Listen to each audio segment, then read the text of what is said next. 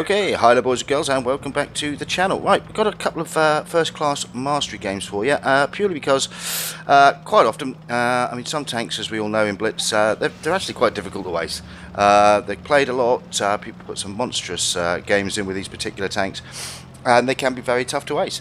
But people do have very good games in them, and it's a shame not to feature the content when you get good games. So decided to put together a few first-class videos. Yeah, it was a bit speculative, mate. I don't think you're going to take the plane down, but, you know, I wouldn't put anything past Maestro, to be honest with you. So, yeah, here we are with Tank Maestro on Dead Rail. He's in a T62, a tank that we all know is very difficult to ace.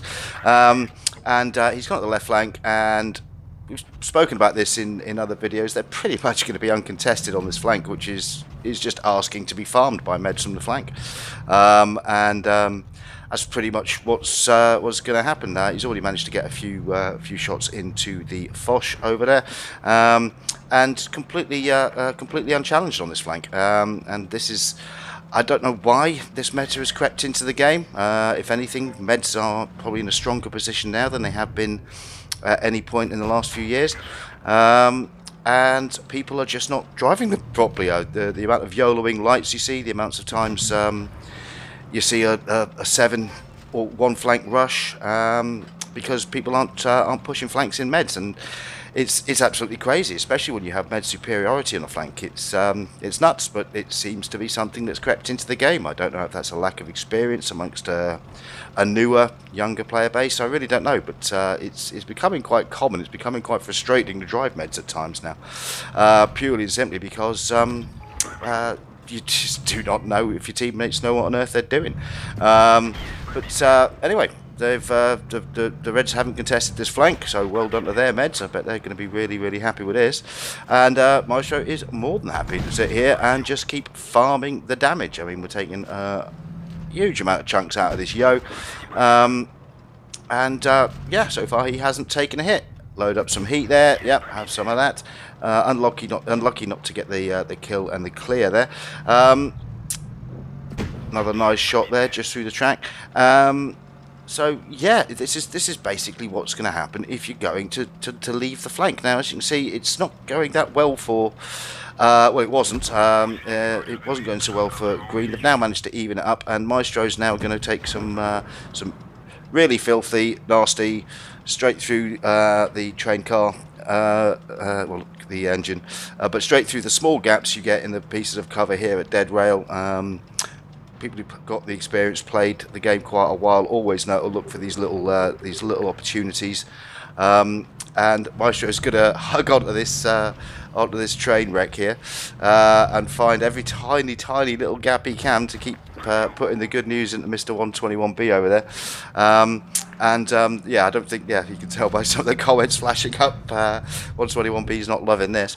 But also, he's just going to be very patient. I mean, obviously, even if you're not taking huge damage when you put yourself in a position like this, beautiful clear shot there, what you are doing is turning enemy guns. They're now having to look at you, keeping himself relatively safe, and taking damage where it presents itself. And this is exactly what medium tanks are for, especially ones as strong as the T62. He does cop a nasty cross-map TD shell there. But this is exactly what, you know, meds, especially in the upper tiers, are for. This is where they you know, earn their pay. This is where they eat. And to keep continuously having games where people simply don't know the basics of driving these tanks is crazy. But unfortunately, that's where we are. Wargaming have changed the meta, and to a certain extent, you've got a lot of people driving around in very good tanks who just do not know what the hell they're doing with them. But Maestro, very good here. Lovely shot again. He's just keeping his tank relatively good condition, grinding away at the enemy hit point pool, and as you can see, the game has improved very much so for the green team now. 2 bases up, 2 tanks up. 121B still hanging around out there, and yep, Maestro's just doing his best to cover this off. Now we know we've got a TD out there somewhere. He's already given Maestro a bit of a thump already once, and there we go. That's him highlighted up and spotted. So boom, have some of that. Nice clear shot for kill number 2. And now it's time to give 121B the beans. Unfortunately, one of his teammates gets there first. But cracking game from Maestro there. And the T62, patient and effective medium tanking. So does just under 3,700 damage, picks up 2 kills. And a well-earned first-class mastery. Well done indeed, my friend. Okay, our second game, and it's this time it's me in the Centurian 7-1, British Protectory Tier 9. Picked up this tank yesterday, late yesterday. Had about 15 games with it, I think, this morning. Still trying to get the grips with the mechanics of Hesh. It's not really an ammunition type I've used a lot before, and I'm still making mistakes with it. But it can be very, very effective when used well. I'm going to see an example of how much damage you can do when you do start to get the Hesh working well in this game. So we pushed over to the flank here. Don't want to give away hit points too easily, so I want to try and get myself in a position where I can get the back of these tanks and make the Hesh work. So there we go, lovely 400 alpha roll there. That guy's cleared up straight away, so that gives us a lot of advantage on this flank now. It's going to be pretty routine to get this next tank cleared up. Give him another lovely roll of Hesh straight in the backside there, and unfortunately for this this fella, it's all going to be over very, very quickly. And then that is going to allow us to do what medium tanks do. This is what I keep talking about in vids where I feature medium tanks. We're going to push the flank. We're going to start getting behind the heavies, get behind the TDs, and close the game out. And it's not. This really isn't advanced tactical thinking, guys. It really isn't. I know probably most of the people watching this will understand that. Most of us have been playing the game a little while. We've done training rooms, we've played in some tournaments, but an increasing number of the player base is just not getting the absolute basics of the game right. And that's crazy when you start hitting the upper tiers. I mean, it's, yeah, it's enough to, it's made me nearly bite my device in half a few times, I could say. So we managed to come around here. Now I've got the Hesh loaded still, so I want to get this torch cleared, so we get him cleared. And I've got the back of these tanks now. Now IS-7, now he's going to be a bit of a problem, but all the time I've got the back of a turret of an E100. That is just where the Hesh needs to go, isn't it? So we're going to try and get this guy down. Another 500 alpha roll there. And yeah, I'm going to take shots from the IS-7, but all the time I can do my very best to get this E100 out the game and reduce. Then obviously that's what I need to be doing. Cent 7-1, not a frontline med. It's not particularly quick. Wasted Hesh shot there again. As I say, I am struggling sometimes with the mechanics of it. It's not particularly quick. It doesn't have troll armor. The turret's not bad if you do keep it hull down. It's got good gun depression. It's an awkward tank to drive. I think you've got to drive it as a secondary line med. For the most part, I would say you probably just need to keep the tank safe in the initial part of the game. Otherwise, you will get farmed pretty easily. And then you want to wait for opportunities late in game to start whacking out 450, 500 alpha shots with your Hesh. Not always easy to do, especially if you don't have the team around you to do it. But yeah, it lacks the strength of something like a T54. But I mean, it's all about this gun. If you can get this working, which I'm struggling with a bit at the moment, but if you can get that working into the sides or rears of enemy tanks, you're going to do some pretty good damage numbers, and you're going to cause the enemy team a lot of headaches. And as you can see, I've managed to find the back of the IS-7 now. We've got to be very careful. We've got to make sure we pick our shot. And here we go, straight at the back of the turret, stick it in the turret ring. There we go, set him on fire, and that's going to close him out and bring home the win. So, yep, still getting to grips with the 7-1. It is an interesting tank. I think it's a specialist tank that you have to learn to play, but I'm looking forward to it so far. So, 3,400 damage, 3 kills, and a first-class mastery. Okay, and our last game, we're here with Griff on another tank, traditionally very difficult to ace, the Emil 1. In fact, I have aced this tank. I think in that battle I had to do over 5,000 damage, got 5 kills and capped a base. It just goes to show, you know, there are some. It is difficult. It can be a difficult tank to ace this one. You've got to be putting up some very good numbers.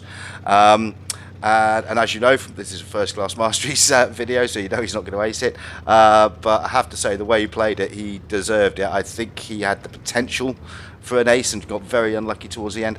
But the play that he puts in here in this piece of terrain that he's got here over the next few minutes is frankly outstanding. Really outstanding play. Some of the best Emil taking I've seen for a very, very long time. So here we go. We're already getting the auto loading gun to stick in some damage, makes all three of those count, gets his reload on, and as you can see, he's just going to be very patient. He's going to hold this ground, he's going to fight a number of different angles, and you're going to see how busy he's going to get quite soon. And it's just a fantastic piece of driving from Griff. So we're not too bad so far. We've obviously got our first 3 shots in. Now here we go, thank you very much, have some of that.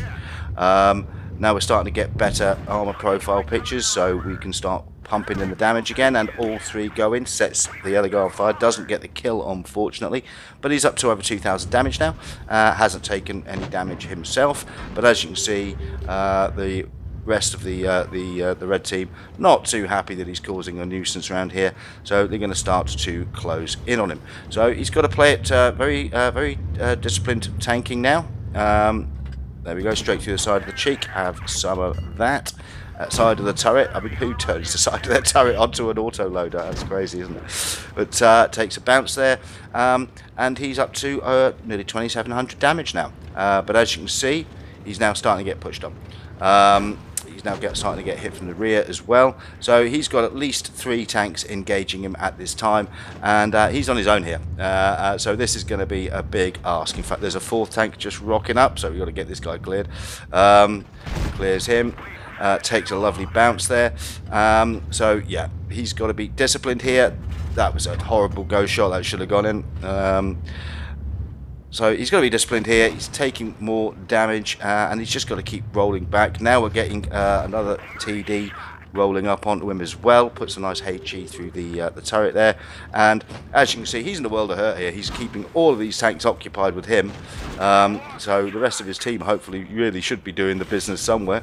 And look, I mean, he's starting to hurt now, and the other team have sensed it, so they're coming in.